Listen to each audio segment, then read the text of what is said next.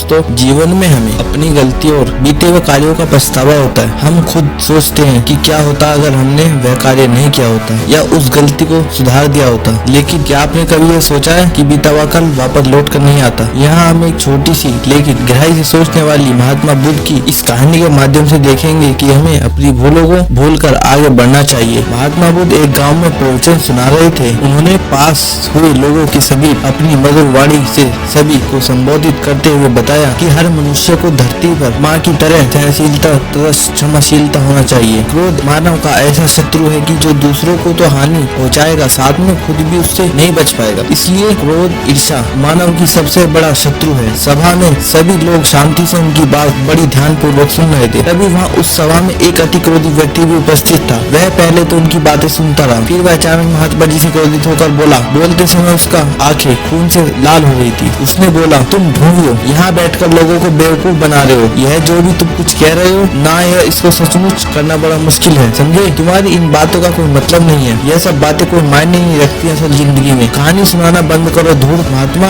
और जहाँ से आए हो वहीं चले जाओ। ऐसे कठोर सुनकर भी महात्मा जी ने उस क्रोधी पुरुष का कोई विरोध नहीं किया और नहीं उसकी बातों पर कोई प्रतिक्रिया दी। वह शांत रहे और अपना काम करते रहे, जिससे वह पुरुष और भी क्रोधित हो गया। उसकी समझ में यह नहीं आया कि वह करे तो करे क्या। तब उस पुरुष ने महात्मा जी के मुंह पर थूक कर चला गया। अगले दिन जब उस व्यक्ति का क्रोध शांत हुआ और उसे अपनी गलती का पछतावा हुआ, तब वह आत्मग्लानि से जलने लगा और फिर उसने सोचा कि उस महात्मा ने मुझे माफी मांगनी चाहिए। वह महात्मा जी की खोज में उसी स्थान पर गया जहाँ महात्मा जी प्रवचन दे रहे थे। लेकिन महात्मा जी वहाँ कहाँ मिलने वाले थे। वह तो अपने शिष्यों के साथ किसी अन्य गाँव की यात्रा पर निकल पड़े। वह पुरुष सब लोगों से महात्मा जी के बारे में पूछता उसी स्थान पर आप पहुंचा जहाँ महात्मा जी प्रवचन कर रहे थे। तब उस पुरुष को महात्मा जी के शिष्यों ने उसे उनके पास जाने से रोका, लेकिन महात्मा जी ने अपने शिष्यों को आदेश दिया कि उसे आने दो उस पुरुष को। तब वह पुरुष महात्मा जी के चरणों में गिर गया। उनसे बोला, मुझे क्षमा कर दीजिए महाराज। उसने महात्मा जी से पूछा, क्या आप भूल गए हो कि मैं वही हूँ जिसने कल आपका साथ इतना बड़ा अपमान किया था। आपने दुष्ट कृत्य के लिए अपनी माफी मांगता हूँ। तब महात्मा जी ने बड़ी शालीनता से उस पुरुष की ओर